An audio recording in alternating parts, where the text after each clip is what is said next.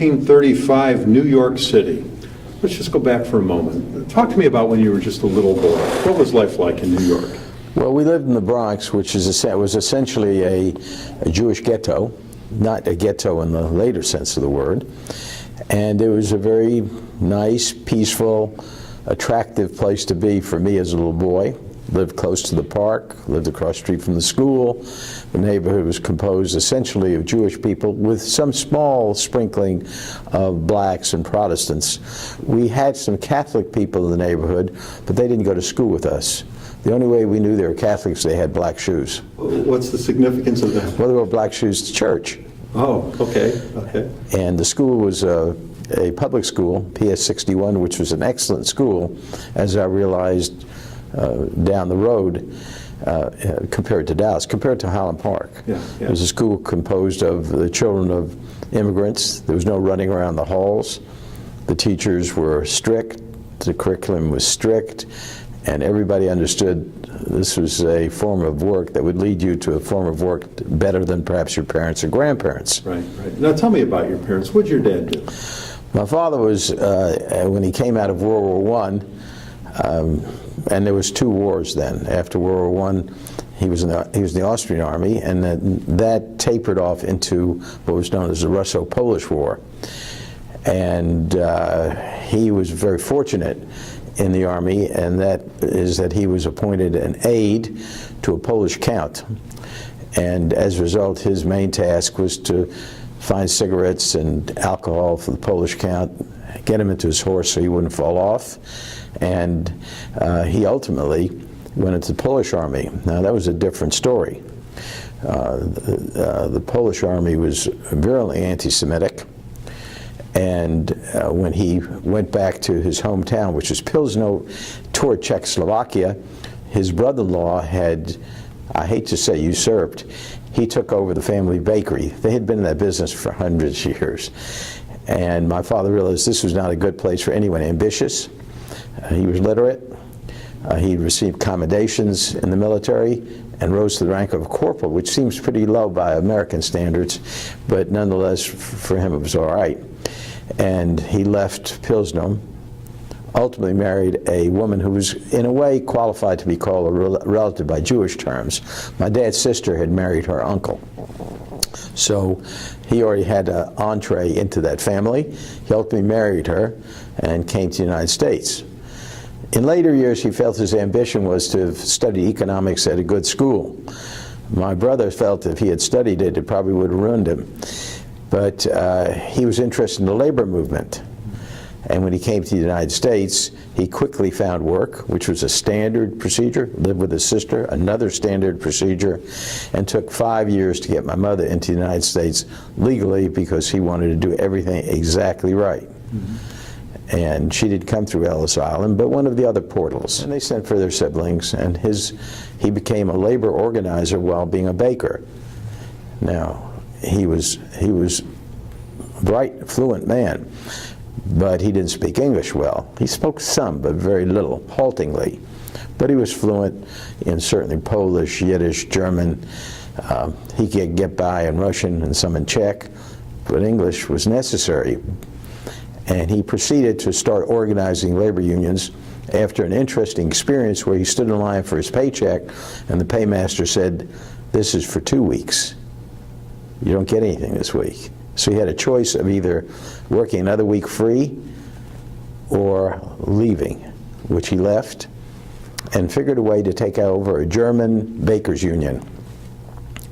And because he could speak with them, he could keep records in cursive Yiddish, which no policeman could read, and he proceeded to organize this into a bakers union, and stayed with this a certain amount of time as a baker, or even worked sometimes full-time for the union, and also wrote some things for the forwards, and he enjoyed doing those things. What year was this now? This is my mother came in 1929. Black Friday was her welcome to the United States. This was really, late 20s and throughout up until the 40s. Right, right. So they got here right during the Depression. Well, no, they were there in the 20s. My mother came here later because it took that long because remember there were a lot of restrictive anti-immigration laws Right. that were passed. Smith McCarran, I think, was one of them, and but he knew how to work hard, think fast. World War I, he was in the Austrian army? Correct. Okay. Okay. And what did he do during the war? One of the things he did was he was stationed at Auschwitz. And Auschwitz was a big railroad junction, and that's why it was entirely suitable for its later employment. And he kept records of warehouses. He took people on tours to see that the goods that were supposed to be were there. And he learned that if you took a bag of salt and put in about 10 inches of flour, it would pass for flour. So he kind of understood the system, which was, you know, a fairly corrupt system by its day. Tell me about your grandparents now. I never knew my grandparents. My father's father died during the World War I, and he couldn't even get leave to come home. His mother died of old age. On my maternal side, that grandfather, I think he also died of old age. There's no clear knowledge of him. The paternal side had cancer in his stomach. Could have throughout the colon, could have been anywhere. And his mother, we don't know at all. But they were quite old, because my father and mother were both the children of large, typically pre-contraceptive Europe. Mm-hmm. So they all are going to have 5, 6 children. Mm-hmm. And so these grandparents were quite elderly. When you were young, you left New York to come down to Dallas when you were about 10 or 11 years old. Yes, I turned 11. What was the reason? Well, other families had started leaving the Northeast, and some had gone to Oklahoma and Texas, but they converged on Dallas. The war froze everything, and my father had planned to move down here, seeing how the other part of the family was doing well, and he was tired of battling the typical union wars of the day. The communists were impossible to deal with. They would burrow their way into a union and destroy it. And that's well documented, and it depends on what union you look at. Some are better documented than others. So it really was for economic improvement and to join our family. And what was that like for you, to be that age and moving across the country? Well, I remember my daughter when she had transfer schools and she'd gone to Hockaday. And I said, what do you think it was like for me, Julia, when I left the Bronx to Highland Park? She anticipated I would say how hard it was. Actually, it was very easy. My brother had come a couple months earlier because he was starting Highland Park High School. And he told me, well, the campus is like a college, which was University Park Grade School. And when I got there, well, from almost the first, I can't say the first day, but within a few weeks it was clear that I was way, way ahead of my classmates. So they promoted me quickly to another class. But when I got to the other class, I was way ahead of them too. So they thought about promoting me, but my parents in some wise way knew that I would have to change to the junior high school, which was another geographical issue. And frankly, I wasn't even sure where the junior high school was. I knew it was going to be somewhere in the neighborhood or not too far. So I would say the transition was very easy and based upon the receptivity of the people and some of the people I know or met, say, in that first year. I still see them very regularly and very frequently. I still swim at the same swimming pool. But I'm the last of the people who can go off the high board. You were a young kid down here. Did you have dreams of becoming a doctor? No, not particularly. I don't remember having any dreams about anything. We just played and enjoyed ourselves, and it was an easy atmosphere. And some of my friends, their parents didn't mind if they had lots of comic books in the house. Right. You know, there wasn't any television, but we, you know, listened to a lot of radio, listened to gospel music.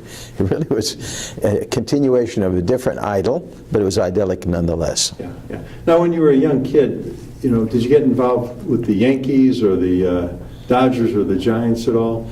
Yes, occasionally we would go to Yankees games, and there was a thing called the CVDO, the Civilian Defense Organization, that if you turned in a certain number of cans of grease or newspaper, they would give you tickets that was sponsored by the Police Athletic League. That was called the PAL. And my brother sometimes would take me, or maybe some friends or a father, and we would go to a Yankees game, and we would try to maybe get the autograph of somebody. No one ever caught a baseball, but yes, we did occasionally see games. Did you ever get an autograph?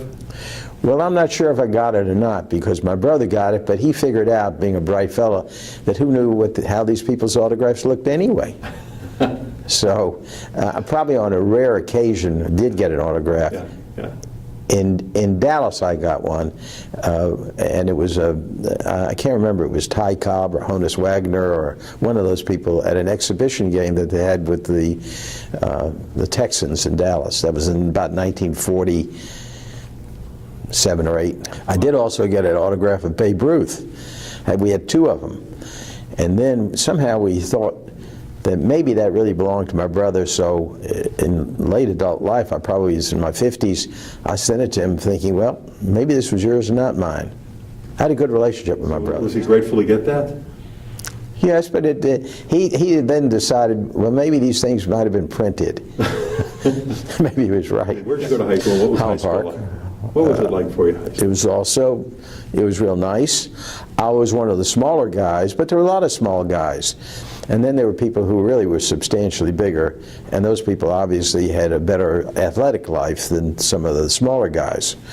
But school was not terribly difficult.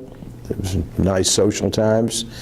You know, the teachers were really almost all pretty nice to us. And I thought it was very enjoyable. I still remember a high percentage of teachers and a very high percentage of my classmates, and I've participated, I would say, in almost all the reunions at some level to help organize them. Now, after high school, did you go into the service or on to college? No. I went directly to college. I graduated, as many people did in those years, not the bulk of them, but I was 16 when I graduated, as my brother and other people. And I was young, and I continued another version of Highland Park, which was SMU. I had not planned to go to SMU or stay at SMU. My brother was at Rice at the time, and although it was a different era, that to have 2 kids in school was a strain on most families. Of course. But I was doing so well and having even more fun at SMU than I had any prior years, that I didn't want to upset the apple cart. Now, where did you meet your wife? My wife dated my girlfriend's brother, and he was a nice fellow, the fellow that my wife dated. He became a doctor. His father was a doctor. His father was an unusual man. Occasionally he would make a house call on horseback in Preston Hollow. He was a grandiose kind of fellow, but I liked him. And there was nothing wrong with my girlfriend. But I was it was in the 1950s. I was already in medical school. I was spending a month on the USS Saratoga, and I found that I couldn't teach myself French, but I could think about women. So I thought of all these kind of people that I had run into one way or another, and I'd call someone when I get home, and that's how I met her. And was she receptive to that phone call? Yeah. And then when did you guys get married? In 1960, in October of 1960. You graduate from SMU, and then you go on to medical school? Yes. Where did you go? I went to Southwestern. I had applied to Yale, but they were not interested in someone, particularly a younger student, and they replied even by postcard, which I saved. You know, it was an ignominious defeat. I had made good grades at SMU and had graduated with honors and departmental distinction in comparative literature. And I went to Southwestern because it certainly was the best school in this region. And in those years, no one would ever think of transferring. And it was not entirely a nice experience. Now, when did service? Service, I was commissioned in 1956 because there were, you know, the talk of the Berlin Wall and Korea, and there were guys who came back from Korea, and they were way behind, way behind for a lot of reasons. Not that they were dumb, but they had not been experienced in the type of tests we took. They had never seen multiple choice tests where if you guessed and missed, you really were penalized. They had a hard time. Most of them were married. So I took a commission knowing that I would probably have to serve by agreement once I finished all the training and everything, which took 8 years. And I did a good job. I went to reserve meetings, went to summer duty, did research, did a lot of different things in the military in the summer. In the 60s, some I would go on some weekends too, for which we were paid a very nominal amount. I was smart enough to know not to take the king's shilling because somewhere they'd want to collect it. Right. So I took minimal. And then in '64, they greeted me into going on active duty for 2 years. Mm-hmm. And that was the Vietnam time. Correct. Now, you didn't have to go to Vietnam. No, I didn't. Very difficult to hold on to doctors. And so what they had made some wise decisions. We'll build up some teaching programs in the Navy. We'll give good benefits to the people who wanted to be trained that way. And semi-indenture them. In some way they had to pay back enough time that they might even consider becoming regular Navy. And I went to Washington. They were looking for people with pedagogical skills. So they asked me if I wanted to teach at Philadelphia, which they really were trying to put in a first-class unit, or San Diego. And my view at that time, I'd already studied in the East before. I thought I would learn something in Philadelphia. And also I'd be farther away from the Pacific, which nobody wanted to go. Now, you went into psychiatry. What was that decision? Well, I was always interested in the brain, and actually I'd done a fair amount of research as a freshman medical student under a man named William Kemp Clark, who's the one who declared Kennedy dead. Very fine person. He liked me, I liked him. But I found neurosurgery very discouraging. I found it discouraging what we did in those early years. We saw brain tumors, and most of the people died. Severe head trauma, most of those people weren't the same afterward.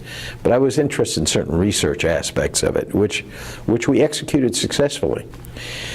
And then I had a chance to go to England also to study neurology, which was really a far better experience than anyone could have gotten really in Dallas. And I had to simultaneously, I was a resident in psychiatry in Dallas, and the chairman, Bob Stubblefield, who I liked, and he liked me, liked my wife. And so he okayed anything I wanted to do, so I had a chance to study with Anna Freud.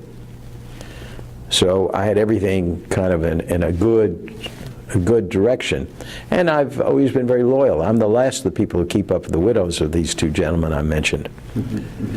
Now, you know, when you were in the service and when you were already a doctor, it was a very turbulent time in the country. You know, the hippie movement and everything. Did you ever stop and think of why these certain events would take place? Was there any kind of research done to that effect of why these different things were going on? Well, I thought about it because I also taught at the University of Pennsylvania one morning a week too.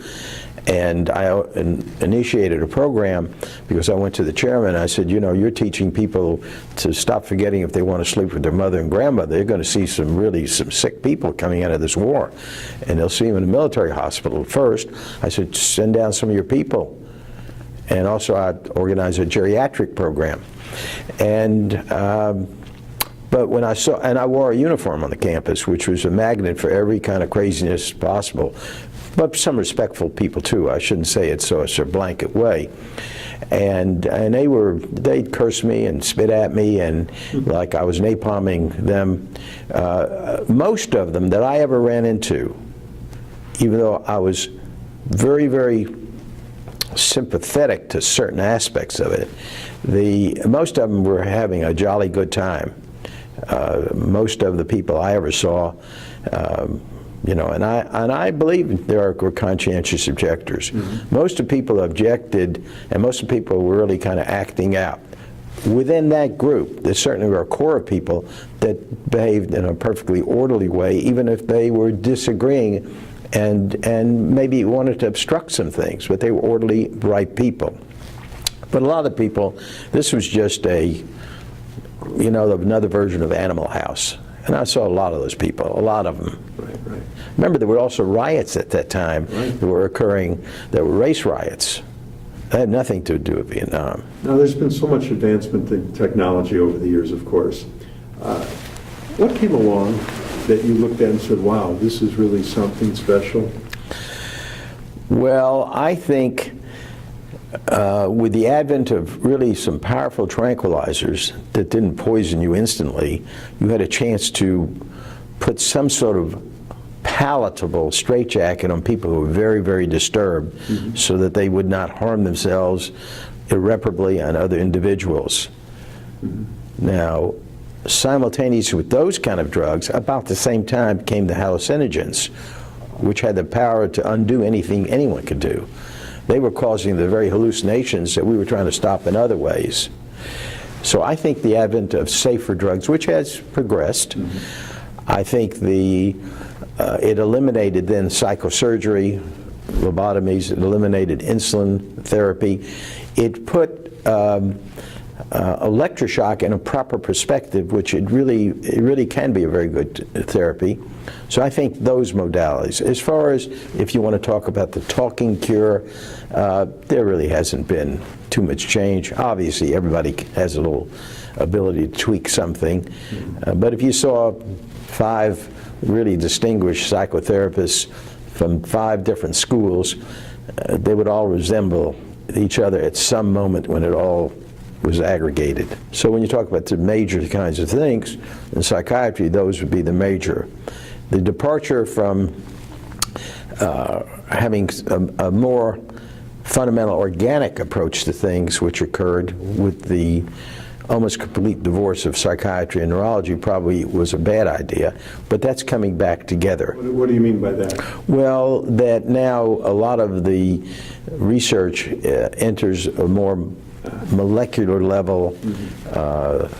It has given an opportunity to bring some fundamental science into the studies of the brain, which certainly are involved. Yes, there's a good psychosocial model, but nonetheless, there are biochemical things. And the treatment also of addictions, which are still on the horizon, will have a tremendous potential. Tell me about your involvement now with the Jewish community here in Dallas. My relatives all belonged to Shereth Israel originally. One way or another, most of them drifted to Temple Emmanuel, but not all. And my father worked a lot, and because he felt the unions would save the world, he really was politely disinterested in the religious, ceremonial aspects. Yes, we did have seders with the family. He did have a mezuzah. My parents had a mezuzah on the door, which I put on later years. I never saw a bar mitzvah until I was in my late 20s. None of my friends had bar mitzvahs, but my close friends. And the temple was a place where you went to a dance and tried to stop giggling. Now, are you involved with the Holocaust Lecture Series at all? Yes, I endowed it. Okay, tell me about that. Well, I felt like this was a subject that would sooner or later drift further and further away from people's knowledge, and that they may come to believe that this was just a peculiar era.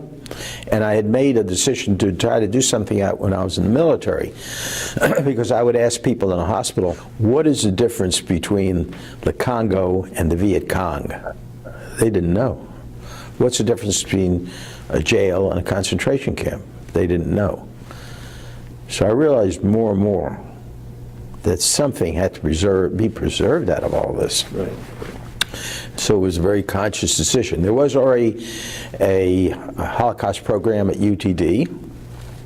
The museum was sort of getting going here too. I was asked by a fellow to try to take over as the president of the Holocaust program at UTD. They had tremendous backing from UTD. Hobson Wildenthal, the provost, still is very valuable. So I just took it over. and gave it CPR. It's taken 25 years to do this, so it wasn't an overnight kind of process. And I had people that I knew real well that I got them interested, and some of them were really interested because they liked me. They had no fundamental interest. And I asked Gentile friends and Jewish friends. Happiest time in your life? I had lots of fun times. There was happy periods where I could say unhappy would be easier. Medical school was an unhappy period. Why was that? Well, there was a lot of harassment, there was a lot of fear. We had some legacy professors there. These were professors who came out of the temporary World War II shacks that they built for the medical students. I was never in those shacks, but these were legacy professors. And they were bitter kind of people, and when you're 21 years old, and the dean, who's chairman of the Department of Physiology, said, I didn't ask you to come here, but I can send you home. And there were incidents like that. There were instances of very capable people who just could not stand the harassment. And the harassment almost never stopped. There were certainly exceptions. There were certainly times where there were professors who harassed other people but didn't harass me. But I saw it. But I did see my own fellow students, when they were more important, they were residents by that time, that they harassed other people just like they were. And I'd remind them of it. In your lifetime, you've lived through so many momentous occasions, of course, through the Vietnam era, President Kennedy assassination, something good in '69, the first moon landing, of course, the tragedy of 9/11. Was there something in your lifetime that really stood out that affected you? You said, wow, I know exactly where I was when that happened. Well, I know where I was certainly when the Kennedy assassination, and I remember very clearly when Oswald was shot, and Bob Jackson took the Pulitzer Prize winning picture. I knew Bob. I knew him. And so I remember all those things. I did not join the fracas to go down there. I felt like everybody wanted to be part of history. And indeed, the number of people who've shoehorned their way into history terribly inaccurately had nothing to do with it. But I do remember those occasions. It was a sad occasion because Dallas is our home. Yeah. Very sad. Yeah. But there were other things that happened that are very trivial. Catching a big fish, shooting a first deer, seeing something at a museum, going to a great party. There were lots and lots of things. But that's my attitude. Now you and Barbara, 3 kids, yes. 6 grandkids. Yes. What advice does Granddad want to leave to the next generation? Well, there's no formula for raising children. So I think it's better to raise people with a light hand rather than a heavy hand. It's better to attempt to lead than manage, and that's true in business too. And another thing is that your career, and I've said this to residents, may be more affected by stamina than your brightness. So fitness is an important feature of attrition. Well, I will give you the advice that my mother gave me, and that's always be kind, which I think that's one of the best ways. My attorney always said, only get married once is good estate planning. And my father always said, just work hard, and we all worked hard. And I think that's been a good advice. I do think that you have to have a lot in common with anyone you would be married to a long period of time. My dad was married over 70 years. My brother is probably 54 years, 55 years. You have to have something in common with them. Well, you did a great job today. Thanks for doing this.